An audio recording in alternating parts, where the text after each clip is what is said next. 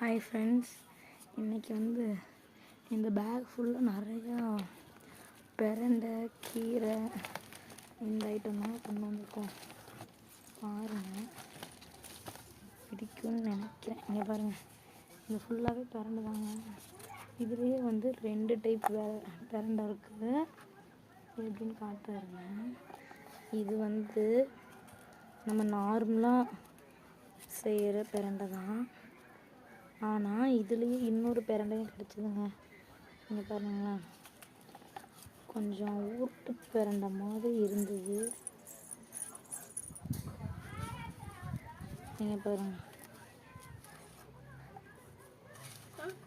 சதுர பிரண்டைன்னு சொல்லுவாங்க. அது உருட்டு பிரண்டைலாம் சதுர பிரண்டை. இங்கே பாருங்கள், இதுதாங்க அந்த சதுர பிரண்டை. நம்ம வீட்டில் நார்மலாக